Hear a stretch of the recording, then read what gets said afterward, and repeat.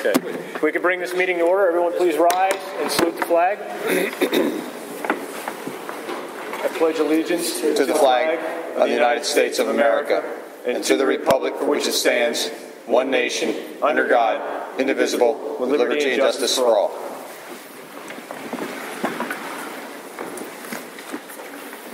Okay, Mr. McCullough, could we get roll call, please? Mr. Simonelli. Mrs. Harrell. Mr. Kurtz.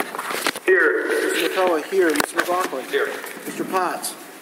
Mr. Shalhoub. Here. Mr. Wolf. Here. And Mr. Basil. Here.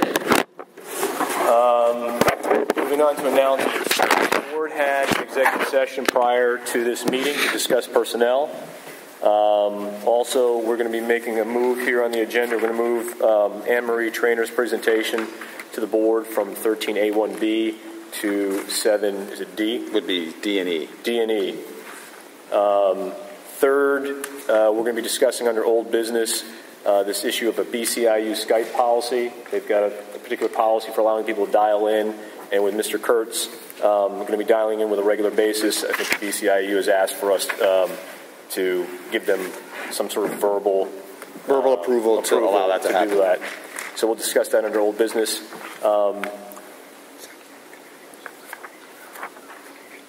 Okay, right. And also under executive session prior to this meeting, we discussed the litigation issue. Anything else from there? Okay. And any other agenda edits from members of the board? Seeing none? Okay. Procedures for public participation are on the inside jacket of the blue cover for the meeting. We'll allow everyone to come up and present their any issue to the board for 3 minutes. Having said that, anyone from the public who would like to discuss an agenda item, please step forward. Okay, seeing none, we'll move on to number 7, recognitions. Thank you, Mr. Basil. We have 2 recognitions to start this evening, 2 National Merit Scholarship Awards. And I'm going to just put into the record here a statement. We have 2 students here tonight. We'd like to recognize Lane LaRiviere and Ernest Updegrove. Both of these students have been named commended students in the 2013 National Merit Scholarship Program. About 34,000 commended students throughout the nation are being recognized for their exceptional academic promise.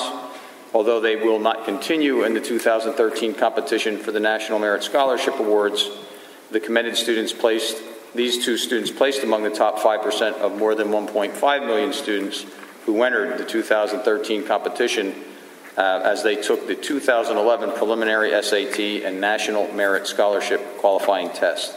So that's quite an honor. Every year we have a few students. Some go a little farther in this competition, some do not. But that's not to, this is a very, very positive thing tonight for these 2 students, and we'd like to recognize their accomplishment. So Lane and Ernest, if you would come forward, please, to be recognized by the board, we would certainly appreciate it. And then in addition to that, Mr. Hankel has an additional award that he'd like to present to them. Mr. Hankel, if you'd like to come forward as well.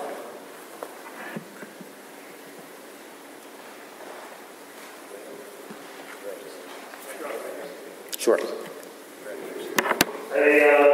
For Lane and Ernest, they get a commendation letter from the program, National Merit Scholarship Program. I'd like to read that if I would. National Merit Scholarship Program. This is a letter of commendation awarded to both Lane LaRiviere and Ernest Updegrove for outstanding performance for preliminary SAT National Merit Scholarship qualifying test 2011. It is a great honor for these 2 individuals to succeed the way they have. Thank you for representing me.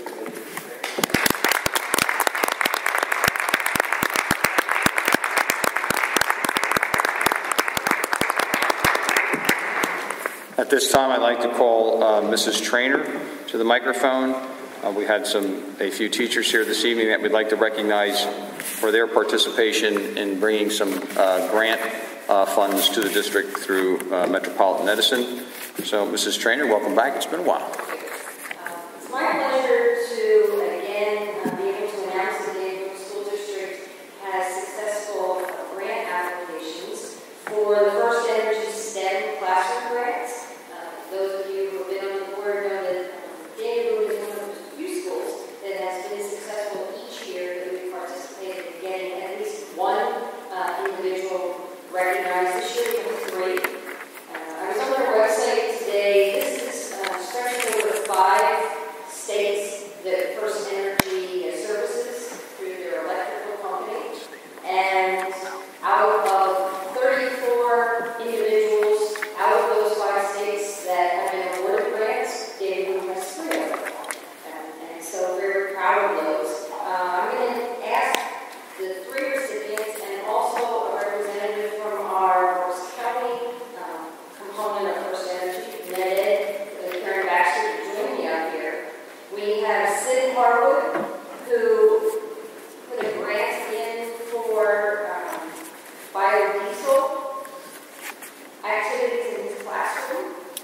Bonnie Black, Monocacy Elementary Center, 2nd grade, for life science observations and extended activities in her classroom.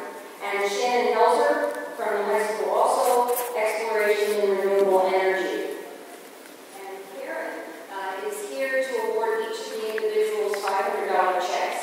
And I'm going to ask Karen if she would just give you a little bit more detail about the grant and what they're looking for and the types of activities that are classroom activities that they have supported.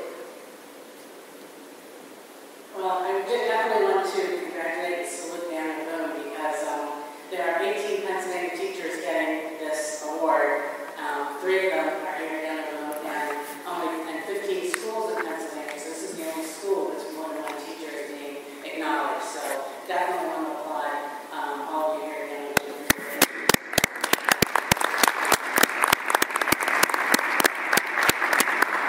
Science, technology, engineering, and mathematics, that's what STEM stands for. And of course, those sorts of skills are critical to an electric utility. We've got a whole floor full of engineers. We're going to keep needing more engineers. And the country needs more engineers and math and scientists. And they just don't grow out of the whole cloth. They have teachers who get that fire lit up and get them excited about those careers. And the kind of school projects, classroom projects that your teachers have submitted are going to do just that. They ignite the imagination.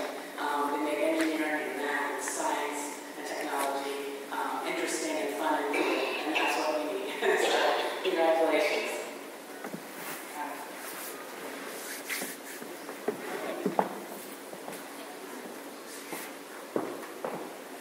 Thank you all.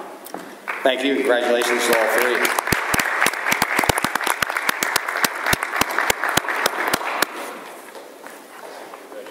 A little bit more. Over the years, we have had kindergarten through 12th grade teachers who been awarded these grants, and so we have supported science in all classes.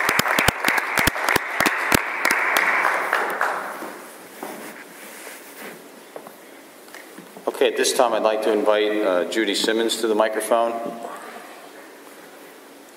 Mrs. Trainer, this is no longer a surprise. This award is for you, so don't go too far. Tried to keep it a surprise, so here it is. She looks a little surprised.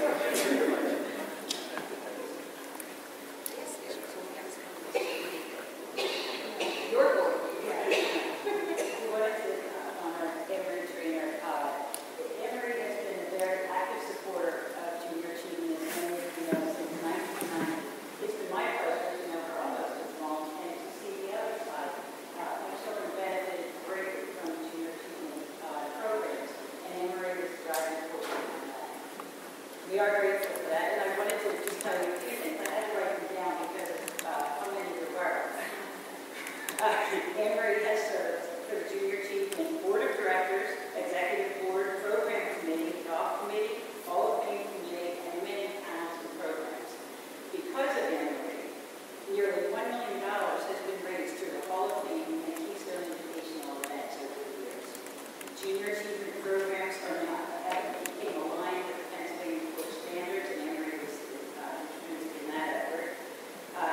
The Junior Achievement also initiated the Stop Shadow program, while Anne-Marie was part of our efforts. And over 10,000 Daniel Boone students have participated in the JA programs, over 1,000 in 1 year alone. Our business to school partnerships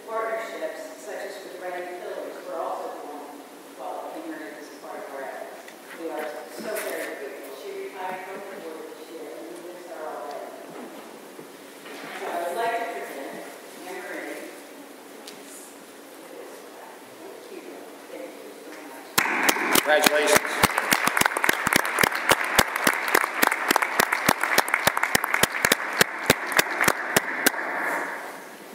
Thank you. You're quite Anne welcome. Marie. Now you have to do some more work, so don't go too far. So as she's walking back there, we have, Anne Marie has a family situation that she has to tend to, so we've asked for that change in the agenda. Board members, you have in front of you the annual copy that we're required to file. Yes, under NCLB, it contains all the information that we're required to put together. The way it's formatted is what the state requires us to do. This is presented on an annual basis that kind of summarizes our scores and our performance in the areas that we're required to do to meet AYP. It's certainly something that if there's any more analysis of it, we can certainly take it into curriculum committee. We actually use some of the stats from here, and I know Mr. Shaheen was interested in the AP scores. That information is actually in this report. So I'll let her take over from here. There are two parts to this. She's required to present it as under state law, and then it's your job as a board to accept it. It's not really an agreement or a lack of agreement. It's just an acceptance of the report. So I'll let her take it from here. Okay, thank you. I know it's one of your two most popular fighters here on an annual basis. But for those of you who, for the first time, might be seeing one of those, some of you in the public who are aware of this, in 2001, when No Child Left Behind was first put into practice, one of the requirements was that before the end of October each year, the board of directors of the school district would be presented with certain information, which is a combination of 2010-11, 11-12 comparisons to the state and so on. And then, as Dr. Otto said, with some of the other data, I'll be back in January, and you'll get all of the different personal data that's just appropriated in the school district for foresight, PSSA, AP, SAT, and all those other pieces of information. I'm not going to go through every page, but I will explain to you what you find in a section, and then you can take a look at it. If you have any questions, just email me. Upon your acceptance of this tonight, I've already given the tech department PDFs of this document, and then it will be put on for the public to be able to look at it. In the years since 2001, it's very interesting to talk to, especially prospective employees, and many people do look at the data, especially at the school level, and the comparisons and the success rates of our students.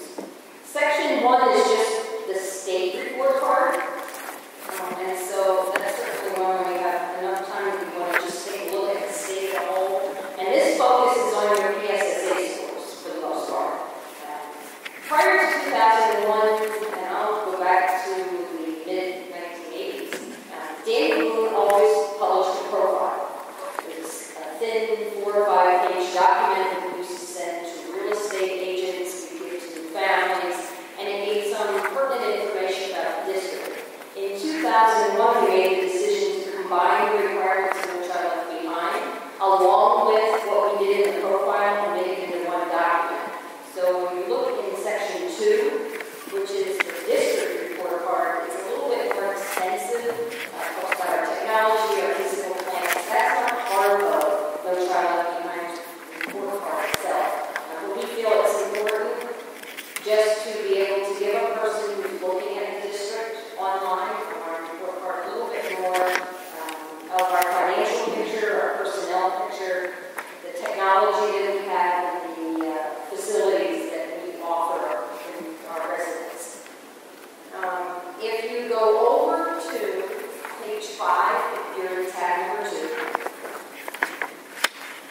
one of the requirements, and we're looking back at last year, so the 2011 to 2012 school year, there's a requirement that you look at how many of your staff is what they call highly qualified, and that in a nutshell just means that they have certification for what they're teaching, and how many are on emergency permits because we couldn't find someone with the particular teaching certificate in the district. And so it tells you we had 312 professional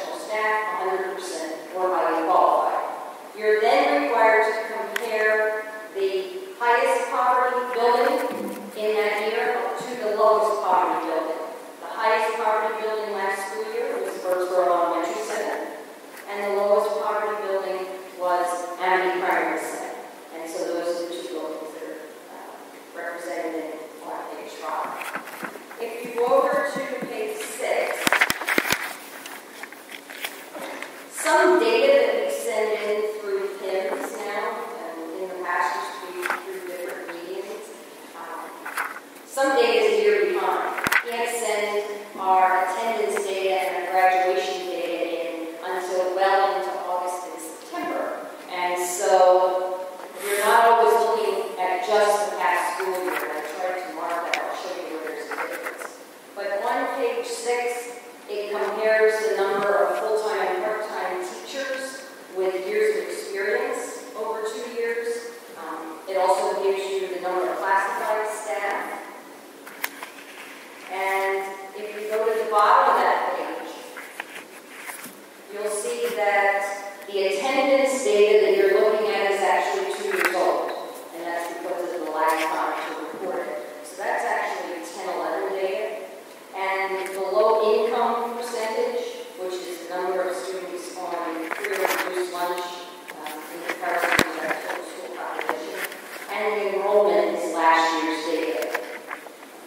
Just as an aside, it is a telling statement on the economy if you look back over the last number of years and you look at that increase in poverty percentage in some of our buildings. And I'm very familiar with that, especially with our Title I program. You get down to the bottom, the high school is not recorded by attendance data, just by graduation data, and that too is a year of lag time. Over on page 7, it just compares enrollments for you and then starts an overview of our curriculum. And then over on page 8, as we refer to, page 9, as we talked about a couple times, that's the current graduation requirements. And it also mentions that we have a limited English program, we have special needs programs, and so on. Another interesting fact that I know some of the board members have looked at on an annual basis is on page 10, and that's the growth of our special ed population. And I have historical data for you there, so you can look at the numbers from 2005-6 all the way to last school year. The rest of the data in that section is, if you head over to page 12, you take each building and you look at it in terms of what they call annual yearly progress. And we are graded, if you will, by reading, math, individual subgroups that we might have, that we have a minimum of an attendance percentage, a graduation percentage, that a percentage that's an expectation from the Department of Ed took the PSSA test, and then what our status is. And I know that Dr. Otto has shared with you over the last couple of months that all of the individual buildings, with the exception of high school, did make AYP for last year's data. And if you look at the bottom of that chart, you'll see that I indicated that due to the low scores on special education, that subgroup was the focus that Mr. Hankel and his team is looking at to be able to raise those scores for this school year to get out of school improvement.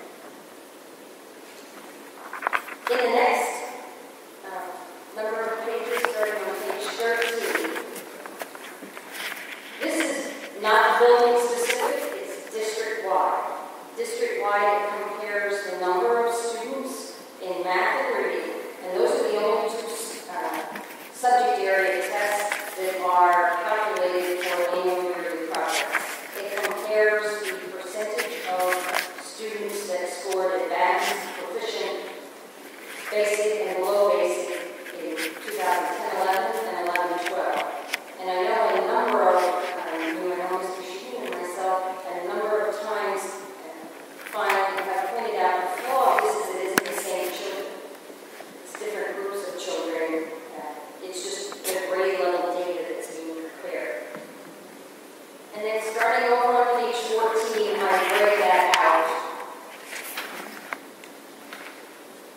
Subgroups, if you're not aware of it, if there are 40 or more students, it's considered a subgroup that you're accountable for.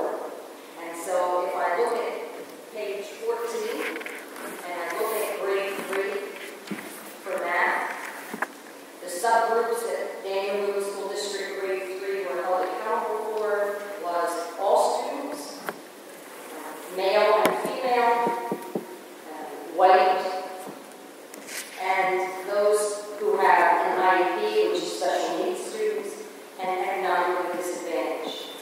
I'll show you once you get into some of your building data, you'll find that there's very few subgroups, if any, just because of the number of students at grade level.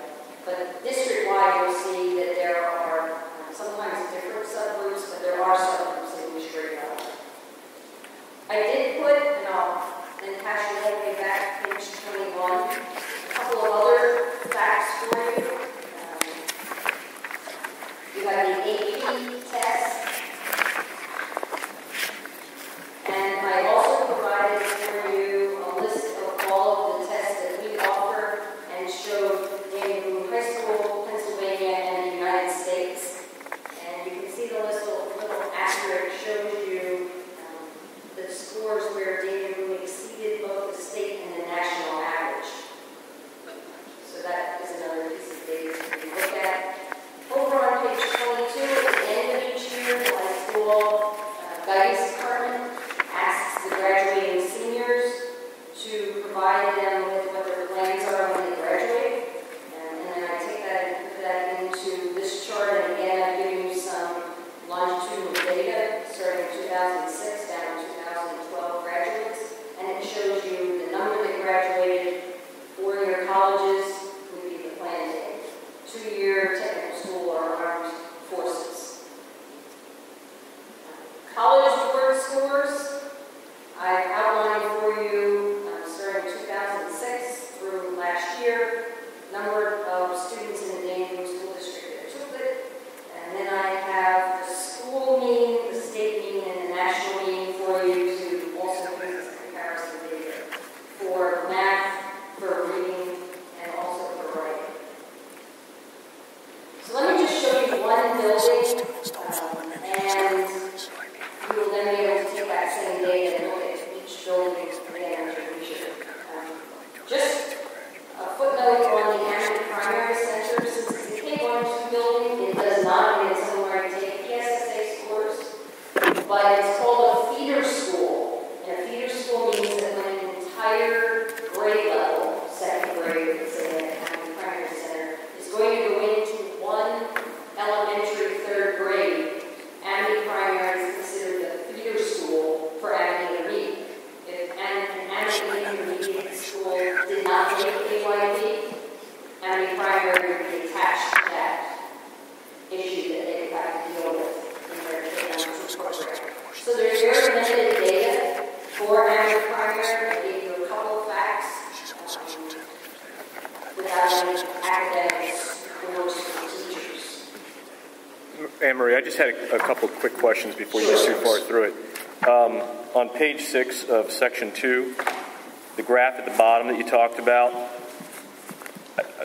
I'm just trying to make sure I understand this. Am I comparing 2010 and 11 data and then 11 and 12 data here? Because I'm comparing 4 different... Huh? Are you at the bottom? I'm at the bottom. Yeah, it calls out 2 separate years, but I'm not comparing apples to apples. I'm comparing apples and oranges. In that chart, you go down. So you're looking at graduation data for 10-11 and attendance data for each building for 10-11. Okay. On the right-hand side of the dividing line, you're looking at 11-12 data for low-income percentages in all buildings, and you're looking at enrollment in all buildings for 11-12. So you're not meant to read it. So I'm not supposed to be comparing 1 year to enrollment data versus from 1 year to the next? No, it just divides it by how you have to report it to the state. Okay. And then the second question I had was on page 22. We're looking at post-secondary education at the top of the page. And I just want to make sure I understood this as well. It had a total number of graduates of 252, but when I added up 4-year, 2-year technical schools and armed forces, I ended up with 269. So I wasn't sure Shouldn't that be 252 instead of 260? Some put more than one response, some said nothing, and so it wasn't, the tool they used didn't allow only one response. I see. Okay. That's come up several times on several of the boards, and it's a survey. So it's a multiple possibility response. So if they check, yeah, I'm going to go into service and go to a four-year college while I'm in the service, they may check 2 boxes, so she counts it twice. So it's okay to have a double count sometimes. I didn't know that. So. Thank you. Okay. Yep. If you go over to, I'm going to use that intermediate center as my sample building school, which is my tab for. And you will find the exact same format for each building. Starting on page 1, I compare the enrollment data from 10-11 to 11-12, so you can see both the district as a whole, or I'll take 3rd grade. In 10-11, Amity Intermediate Center had 150 students. The district totally in 3rd grade had 288. Last year, Amity Intermediate had 151, and totally in the district 292. And you can see, you can use that same rule. Over on page 2, you have building-specific attendance data compared to the district attendance data. So in 10-11, Amity Intermediate Center, 95.63%, which is high. District as a whole, K-12, our average attendance was 94.58. Amity Intermediate Center last year had very low pre-introduced lunch population, 8.7% of their students. The district as a whole average was 18.7. Mr. Gray, I've got to ask this because I ask it every year, and I don't get it. Why are we comparing this data at all? It means absolutely nothing if you're doing attendance rate from one year and income levels from another year. I understand that, but it's a waste of the district's time and your time to put together a 2010-2011 attendance rate and then compare 2011 and 2012 income levels. It's not even the same population of individuals you compare them to. You have to wait a year before you can make the comparison. Yeah, you got to have next year's report to slide alongside to look at. Mrs. Train, on that same page 2 of the Amity Intermediate Center, when we look at the district, whether it's attendance rate or percent low income, is it just limited to grades 3, 4, and 5, or is that the district in a whole all combined? The 18.7 is the district as a whole. Thank you. Yes. In the middle, you'll see the total, again, professional staff. It was at a district level when it was in section 2, and it tells you that, again, at Amity Intermediate Center, 100% of the teachers were highly qualified.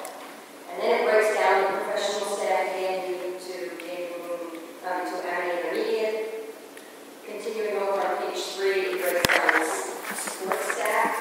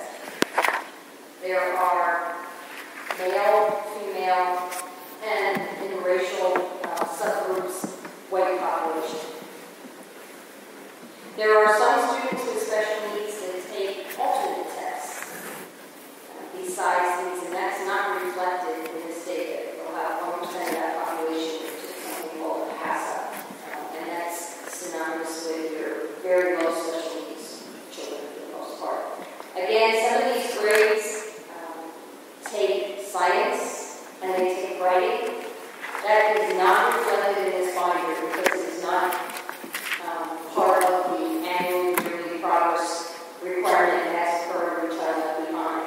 There were rumors that they were going to reauthorize it and include all 3 or 4 subjects, depending on the grade level. That has been up for reauthorization for over 2 years, and there's no date in sight. And so we just continue with the same requirements until it changes. Again, the binder I showed you in January, will have all that data for every test that every group took, so that you can see the science and the writing and compares it to the state, so you can see how we did in terms of the state and at the district level. So there's separate reports for your math and for your reading for each grade level. You'll find the exact same templates as you go through the entire document. If I can just interject for the benefit of those that may not had this before, since you're new to the board, and also for the benefit of the public or anybody else that may take time to look at this, because they always talk about making AYP, and the way you make AYP is you actually add the advanced and proficient. Those 2 numbers together represent the sum total of those 2 numbers of what determines whether or not you make your, quote, cut scores. Any student that is basic or below basic is not counted toward making your AYP target.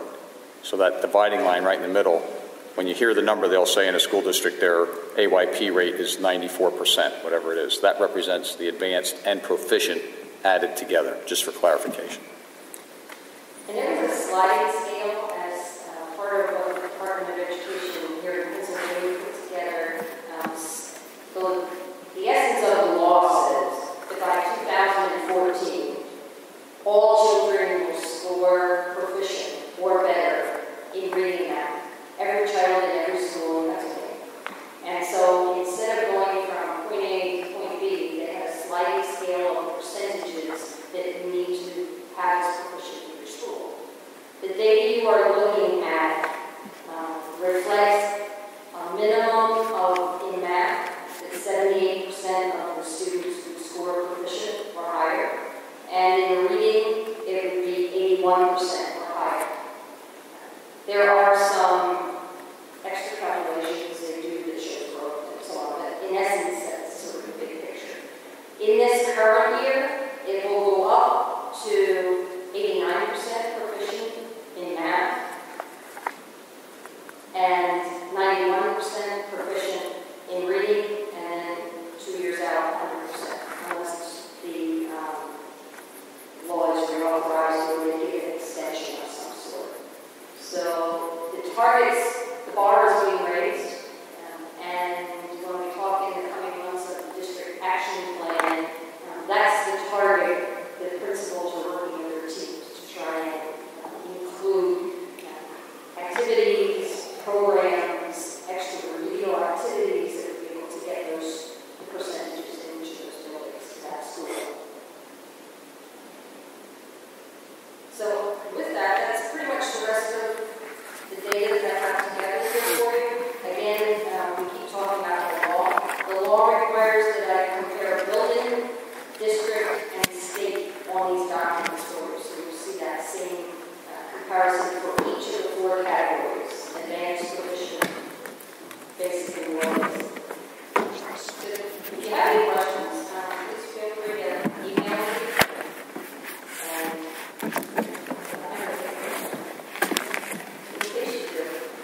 Anybody have any questions I can answer right now for anybody? Okay. Again, we have a copy in each building. Again, by law, that's what we're supposed to do. We're supposed to put it in a public site or publish it. So we put it on our webpage, and that will go live tomorrow. And we also refer to a lot of data in different documents that we use, grants that we use, reports, and so on. And then just again, as part of the law, this is totally public, available to anyone that so chooses to see it.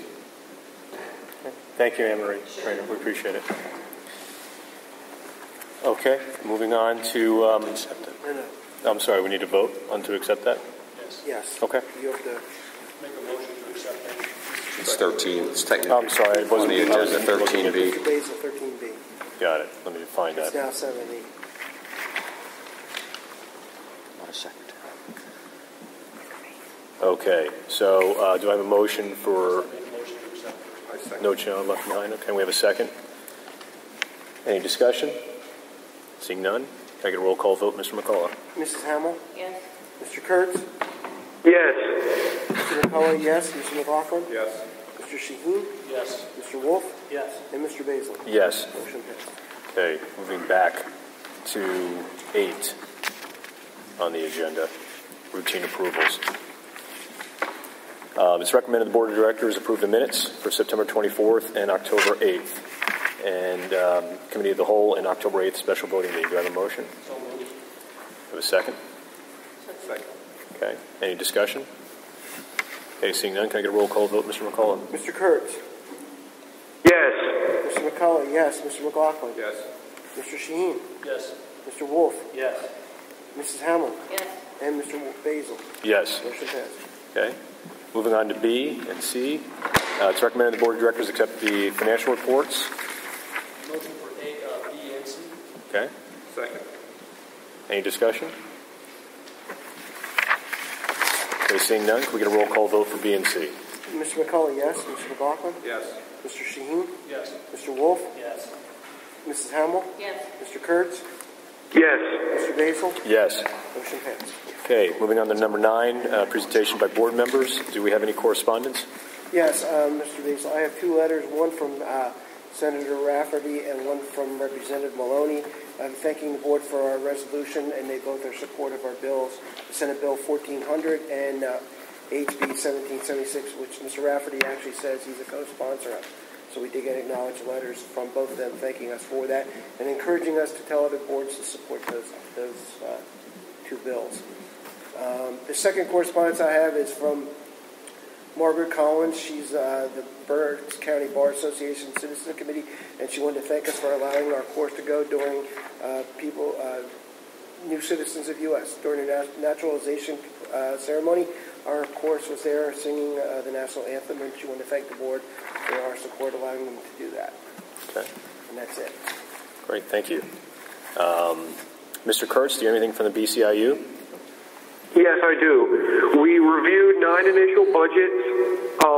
We approved the minutes from the meeting of September 20th, routine approval, stuff like that. We approved agreements with a variety of school districts for the BCIU to provide Title I services. I believe, yes, Daniel Boone was included among those districts. And we authorized some schools for the BCIU to provide transportation to a variety of schools, among other things. And finally, we approved the first readings to a variety of new policies, meetings, education records, and electronic records. Okay. Any questions for Mr. Kurtz? Okay, seeing none. Thank you, Mr. Kurtz. Mr. Wolf, do you have anything from BCTC? Yes. Last month's meeting, there's quite a few things discussed. What we discussed was the enrollment numbers for BCTC. We brought out was James Boone's draw is 13,000 districts. Holy Valley, Twin Valley, while missing our lower percentages than we are as far as our enrollment there.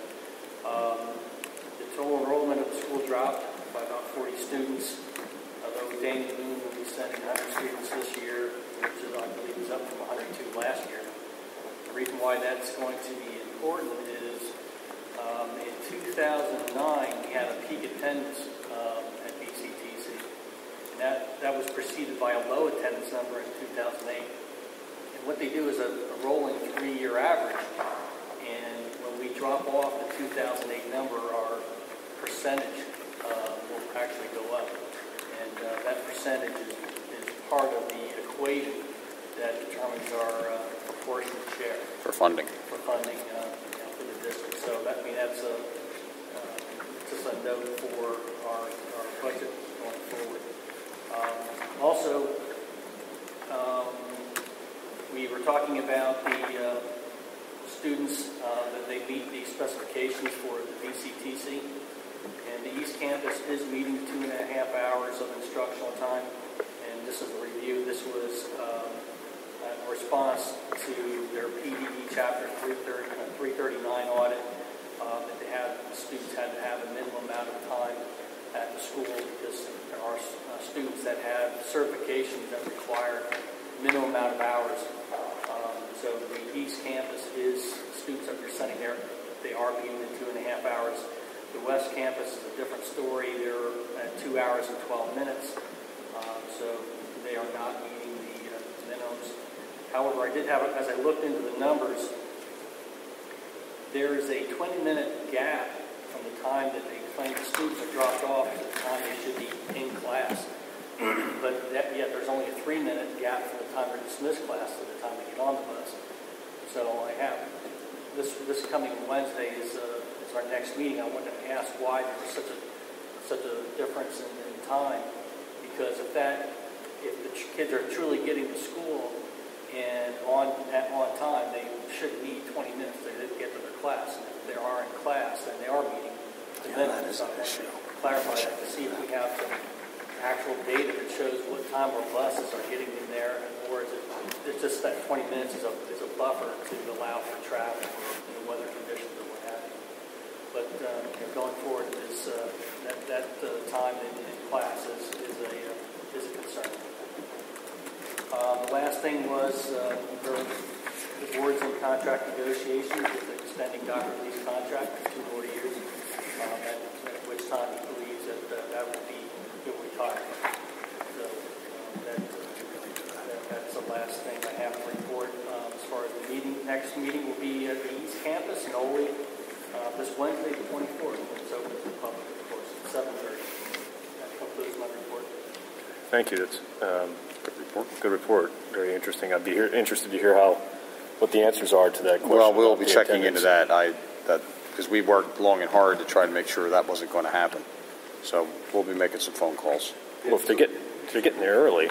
Yeah, that's what I don't understand. That's not sitting well with me. So I need to find out. So the question is right now, do we have students in jeopardy of meeting those requirements? And as a result, if we do, what are we going to be doing about that? That's the challenge to us. Is that correct? Well, what it affects is, just off the top of my head, like cosmetology, some medical, where they have to have a number of instructional hours in order to get their certification to allow them to even test at the end of the year. I mentioned it last year that Wilson in the 2010-11 year had several students that got caught up in this where they didn't have enough hours in their subject to qualify them for that. And they had to come back the following year at their own expense to complete the number of hours. Yeah, but it sounds like our students may be getting there on time, but they're arbitrarily saying that your instructional time starts at noon, whether you're there at quarter of being taught or not. Right. That's why I'm a little confused. We work pretty close with them to try to get this fixed. The West Campus, they leave here at Danny Boone 11:40. The bus arrival at 12:10. In class at 12:30. And it's a 20-minute. It's a 20-minute gap. It's 20 minutes. That's 100 minutes a week. So, well, we'll be following up on that tomorrow.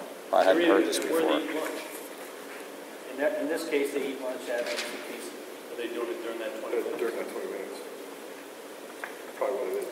Probably. No, because it's 20 minutes. It's 20 minutes across the board, and many of the schools. Well, I shouldn't say that. Many of the schools that have lunch also have that don't eat lunch at BTC also have that same 20-minute gap. Because we had talked about putting them into an earlier lunch period than hustling them out to the bus. That's right. It was either they're going to have to eat lunch there and then travel, or travel and then eat lunch there, wasn't right. that? We had talked about trying to get them into an earlier lunch period, pulling them out and getting them on that bus so that we wouldn't run into this problem. So I'll get an answer. Well, I'll also follow up on Wednesday, see if we can. I'll call tomorrow. We'll call tomorrow. Okay. Any other questions regarding BCTC? Okay, seeing none. Mr. Sheehan? Real quick, with obviously elections coming up, both the House and the Senate have recessed come back on around the 13th, 14th of November. They've done it on the 30th of November. They'll be actually passing no legislation during that period of time. So 2 key pieces of legislation, actually 3, before if you count the 2, tax bills are not going to get voted on this session. There was a reverse assessment bill which was going to prohibit school districts from challenging reverse assessments. That did not make it for a vote. And the charter bill, which although I read, didn't get voted in either. Instead, for now, it basically meant that was going to. It had a poor funding formula. It didn't address the funding formula, and the money was going to be sent directly to the charter schools, and the districts were going to have no way of monitoring those funds and monitoring what was going on. So that was probably a good one for that. Everything was better at that point. And I'm not sure, does everybody get the email that I got today from PASBA? Legislation? Yeah. Okay, you guys. That's where I'm pulling this data out of. One more information. Okay. Any questions for Mr. Sheehan? Okay, seeing none. Other reports? REC, anything to report? I wasn't able to file. Okay. Facilities, is there anything coming out of facilities, Dr. Otto? no, we have no report this month. Nothing to vote. Okay. Finance Committee met last Friday. We got a presentation by a company, third-party provider that does basically creates a model, a 5-year budget model for school districts. We had the guy go through it. We looked at it. I think the consensus of the committee at the time was we weren't quite ready to spend that kind of money up front for that type of tool just yet. We wanted to see, particularly with the new assistant business manager we brought on, he needs to get up to speed on just what needs to be done in the school district in general. And then we think sometime this spring is a good time to revisit that after he's gotten his feet wet. He understands what his role is here, and then that he and Danielle have an opportunity to work together. And at that point in time would be probably the best time to revisit the idea of looking at that tool and seeing if it will work for us. I think the biggest concern was it looked like it was a fabulous tool. The question really was, would it be something that we would use and use on a consistent basis going forward? Obviously, we don't want to spend the money on something that we're not going to use. So that's where that was. That was the only thing that was discussed at the time. If I'm not mistaken, our system is the manager, but he could come up with a tool. I think it's going to take a little while to build that kind of a model to that level of sophistication. And he had a lot of confidence that he could do something like that. But I think first steps first was we need to get his feet wet, just on what his duties are here first. And that could take a couple of weeks and months before he knows where things are supposed to go in the budget, what needs to be coded here and there and everywhere. And probably sometime in March or April will be another time to visit this. And Ms. Penza, do you have anything to add to that? Okay. The other thing we discussed actually was putting a spending freeze in as well for this year. I was under the impression at the time that sort of went without saying, but I think the administration would like the board to officially vote on that. It was the recommendation of the Finance Committee at the time to put another spending freeze in effect for this year. And I actually have that as something finance. I think we should put something right in there as an H. Make that recommendation as we could do it right now. Letter H under finance. Just add it under H. You could have. Add one H under finance. Okay. All right, let's make sure we know what it words for the public's benefit.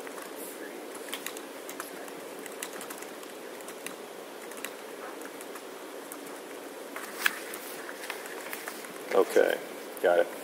All right, that was all I had from finance. Anybody else have anything? Okay, moving on. Under finance, do I have a recommendation for? A through the H, if you want to read H for the public. H would be, it's recommended that the Board of Directors approve a spending freeze for the budget, the 2012-13 budget. So that means that if it's in the budget, We can spend it. we can spend it, right? If it's not in the budget, They have to have our approval. they have to have board approval to do it. Just so everyone understands what we're doing here, we've clarified it for that if there's something breaks down or there's a major expense that we've gone ahead and authorized those kind of expenses. It doesn't, or routine bills obviously still have to be paid. We're not going to I don't want to give the public the impression we're just going to stop spending money today. No, it hasn't been in the past. Right. Just for clarification, it's really the same thing we've done. I just want to repeat it for the record so everyone's aware of what it means. Okay, so we have a motion for A through H. In a second. Any discussion? Okay, seeing none, could we get a roll call vote, please? Mr. McLaughlin? Yes. Mr. Shaheen? Yes. Mr. Wolf? Yes. Mrs. Hamill? Yes. Mr. Kurtz? Yes. Mr. McCullough, yes. Mr. Basil? Yes. Motion passed. Okay, moving on to personnel approvals. Do I have a motion? A through D. Okay? Second. Second. Any discussion? Okay, seeing none, can we get a roll call vote, please? Mr. Shaheen? Yes.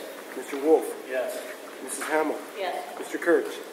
Yes. Mr. McCullough, yes. Mr. McLaughlin? Yes. And Mr. Basil? Yes. Motion passed. Okay, we've already covered 13. We have nothing to report out of policy, transportation, and under old business. Dr. Ida, would you like to discuss the BCIU? Yes, just again for the benefit of the public, given the unique circumstance that we have, as you see here tonight with Mr. Kurtz calling into different meetings, the BCIU director approached me and asked the board to at least, for lack of a better word, endorse that Mr. Kurtz could continue to participate at the BCIU in a manner that is really inconsistent with their policy. Apparently, what has been reflected to me is that there are some BCIU board members who would really not like to get into a policy rewrite and change just for this circumstance, but they understand the unique circumstance and would be willing, at least with the board's endorsement, which I would imagine would come in the form of, I don't know, Mr. Subers, whether we do it as a formal vote or at least a letter indicating that at this meeting the board endorsed that concept. I could make sure the IU would get it. So one way or another, if the board is of that so disposed, I would like to communicate that to the IU so that Mr. Kurtz can continue to participate in whatever manner his schedule would allow. I think the board supported it last meeting. Yeah, I think what they just wanted from us was some sort of official. I mean, somebody wants to write a letter and sign it saying that the board endorses it. Mr. Subers, a letter fine, you think? Yeah, I would just say the board directs the district superintendent to communicate his support for the proposed policy exception to the BCIU. Okay. Mr. Kurtz, have you picked up on all that? Yes, I did, and thank you for endorsing that. Well, thank you for continuing to serve. We appreciate that. Yeah, and I reiterate, if anybody else ever wants to do it, just let me know. That's exactly why we all support it, Mr. Kurtz. No, I think they're done with the conversation now, Connor. All right. Okay. That's all I have under old business. Okay. Any new business, board members? Okay, seeing none. Any presentations by the public on issues? Please come forward, state your name and your address. And don't forget to sign in as well. I did. Okay. Robin Village, 234 Lowestoft Drive, Douglasville. Many of you, actually, all of you should have received an email from me last week in regards to the proposed texting policy. And questions of the board. And the question is, what is the reason for the new proposed policy on texting? What is the reason for the texting policy? Correct. Well, I think the reason for the texting policy is to protect our students. And you can do that by preventing texting from occurring? Well, I think the issue here is one, we have in the past had faculty members communicating with students on personal cell phones and email addresses, and the district has no way of tracking that information, knowing what's being discussed, or anything else of that nature. And our goal is to protect the students in any capacity that we possibly can. And we don't see any reason why a faculty member should be reaching out and contacting students on personal, private communication channels when there are other means available for them to do that. And if it's about school business, then it should be through a school communication format. Okay, so just so you know, I'm a volleyball player and a cheerleader at the high school level. And putting a policy in place when I had a predator or pedophile stop doing what they're doing. I had a phone call from one of the board members, and I won't mention who it is because I didn't get their permission. But in discussing this policy with them,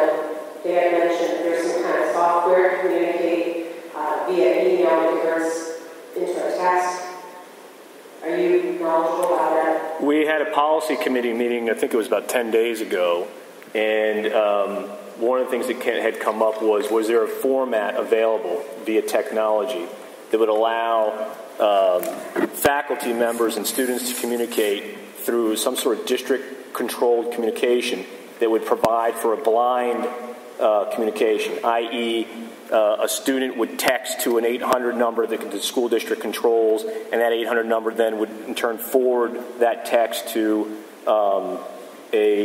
another device that again the school district controls that the faculty member would be using or implementing, and therefore there would be no way for a faculty member to get the private information of a student, and vice versa. We don't think that students should have private cell phone numbers and email addresses and Facebook communications with our faculty members. We think that it puts them at risk as well. So we're looking at what technologies are available. I don't think anything's been recommended yet because we haven't met again as a policy committee. But if that sort of technology is available and helps facilitate communication between faculty and students, then it's certainly something we're going to look into. Please keep in mind that we utilize that technology, that not every child has a smartphone, and most of the technology does require that to occur. Another question that I have is, you mentioned you're not able to monitor communication between the student and teacher. How are you monitoring communication currently with students and teachers when tutoring occurs, when the teacher's alone in the classroom with the student, when a coach is with a faculty, when a coach is on a bus, when a coach is in a locker room? How is that being monitored? I'm going to respond to that. I think what you're asking or suggesting is probably beyond something that we just can't have 100% monitoring of every exchange that goes on between a student and a professional. I can tell you that this year we've instituted in our classroom settings a policy of no one-on-ones with anyone in a room with a door closed. So we've already tried to take steps with that. What was that instituted? This year, we've instituted a policy where teachers are not to be behind closed doors with students under any circumstance. Recent? This year. This year as in January? As in starting this school year. Okay. So, pretty much, as a nurse, if I were employed by Danville High School, I would not be able to be in contact with my child, with my child's friends. My daughter is on a national volleyball team, and we frequently travel with one of her friends because of circumstances of that other child's family. So this policy is preventing me from doing that if I were an employee. And actually, Mr. Kurtz is in violation of this policy that he supports because he is friends with students at the Danville High School. Okay, well, we're at 3 minutes, but it's an important issue. Mr. Kurtz is not an employee of the school district. Okay? Understandable. Okay, so that's number one. Number two, what we've discussed is that there are plenty of faculty members here who have personal relationships with students because they're moms and dads and they're volunteers and their own kids attend the school district and things of that nature. Well, number one, they should not be communicating on private emails and through private texting during the school day anyways. That's first and foremost. We have a policy against students texting and emailing during the day. They're not supposed to be doing that. They're supposed to have their cell phones. But it is an issue, okay? Hold on. Let me finish, okay? Second, what we said is that when you're in your role as a faculty member, then you're going to need to abide by the rules and the policies and procedures that we have in place. When you are no longer in that capacity and you are at home doing whatever it is you're doing in your private life, then whatever means you have available communicating with people that you know is completely up to you. Do you have children? Yes, I do have children. I don't think that's any of your business. Agreed. Perhaps they're not old enough to have cell phones. Perhaps they're not old enough to be texting. And that's all well good. You need to understand that is how the world works currently. Look, I'm going to suggest... Go ahead. One of the things, we did instruct the policy review committee to go back and look at this. So that again, but in the meantime, the policy is the way it is. We passed the original policy, and yes, we do know that there's some hardship and there's some problems in that. I'm a parent. I know that, and I voted yes for it. I know, and Mr. Sheen supported. We both support it, but we know we have kids in activities. It's not perfect, but it is what it is now. There is a committee going through, and it's going to try to fine-tune it and get it better so that, one, protects us and the students. But right now, it is the way it is. So I suggest... What I'm standing with that is the fact that you believe that this policy will prevent it from ever... That's not what we said. It's not what the policy says. The policy does not say that it will ever prevent. Why is it monitoring these tasks? Okay, look, I would suggest you go to the next policy committee meeting, and you can talk to the policy committee about it at that time. Okay, we're beyond the 3-minute deadline here, and I've tried to afford you as much time as available to speak about this issue. What I think you need to know, and what the public needs to know, is this school board and this administration puts the health, safety, and welfare of our students above any other concern. Period. Communication, inconvenience, or whatever it is. I think it's most important for us to take whatever steps that we can take to prevent something untoward happening to our kids. And that's the issue. It will not. People who break the law for a reason. A policy cannot be prevented, or else we will not have criminals in jail. Thank you for your comments. We appreciate them. Anyone else from the public have any comment?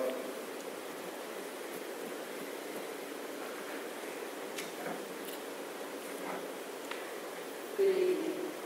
My name is Diane Ryder, and I'm 6 Colin Road, Birdsburg. Yes.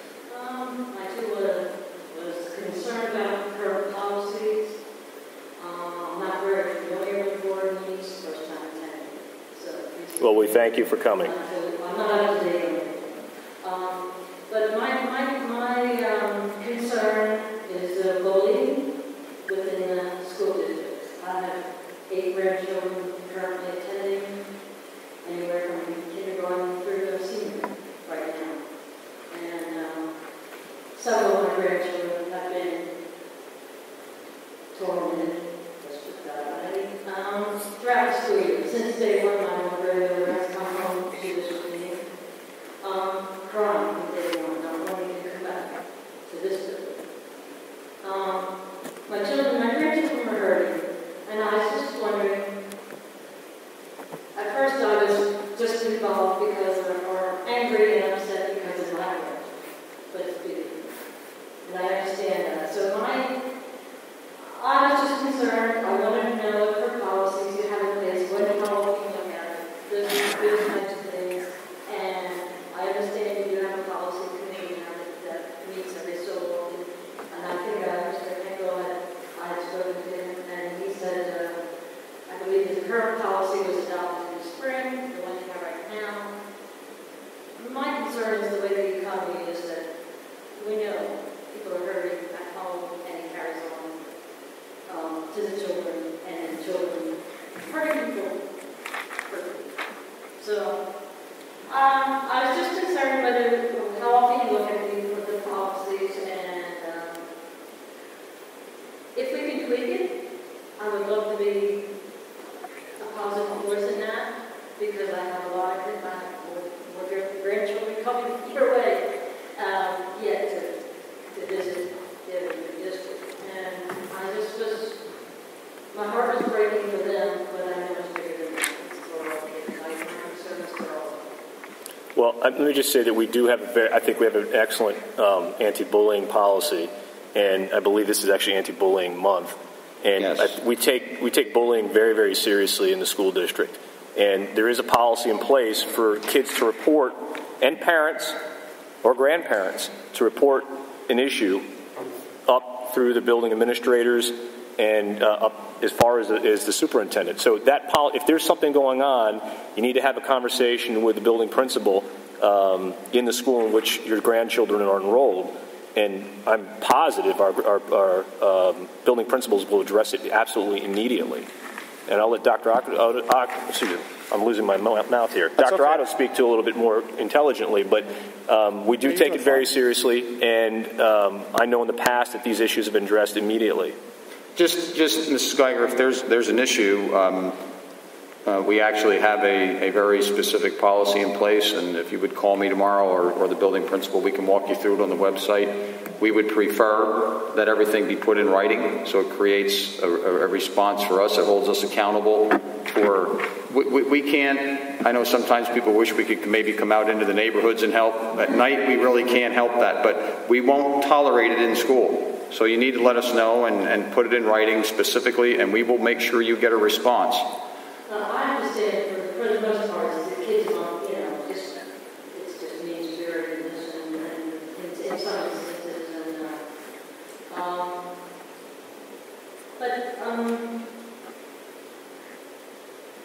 I just wondered if we can advance it some more yet. Maybe I understand next year they have a policy which a program in place.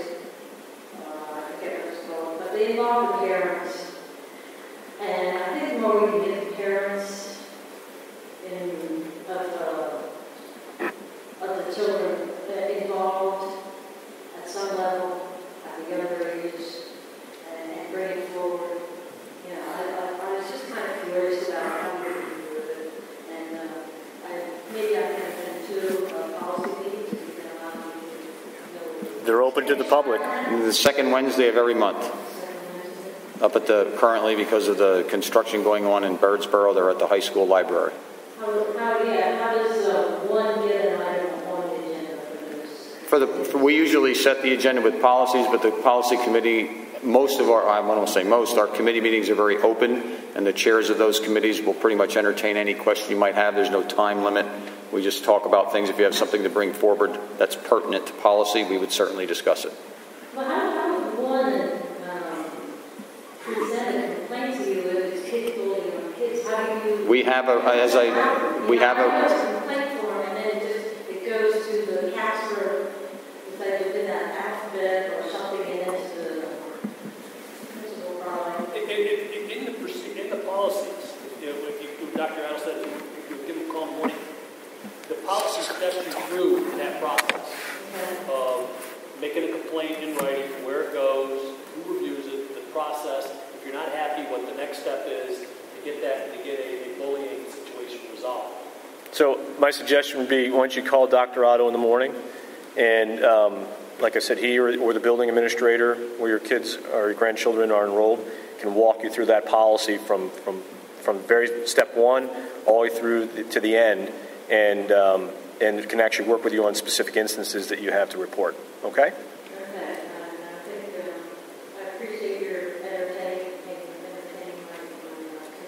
Absolutely. I do wish that the economy would be better. I'm sure things would like to be better and be able to the kids and whether it's going on with health, with move along and improve your school districts. Thank you. Thank you. Appreciate it.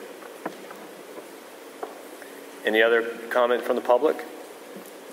Okay, seeing none, can I get a motion to adjourn? Motion adjourned. One. Second. Meeting adjourned. Thank you. Connor, we're going to hang up. Good night. Good night. Do I need to sign anything in here? Does you have anything to sign? Go back to the cake one. Yeah. Right out here. How come Connor doesn't have to drive anywhere? He's not 21. He's not 21. Not old enough. Oh, yeah, okay. Sign all these, huh? Yes, those are 10-year people. Before you go, you have to sign these contracts too. Brian, by signing it? You to get to me? Yeah, what I'm going to ask them to do is raise your original and get any access.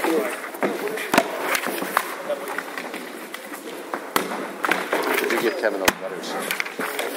Oh, what? It's in his folder. It was in his folder. What? I signed it in The 5-day letter. That's done. Okay. Can you guys scan those two letters from Rafferty and Maloney? If you would like them, sure. Yeah, I think just Kevin, could you give those letters back? Yeah, we'll get them to you. I just wanted them ready for the record. No, I think that's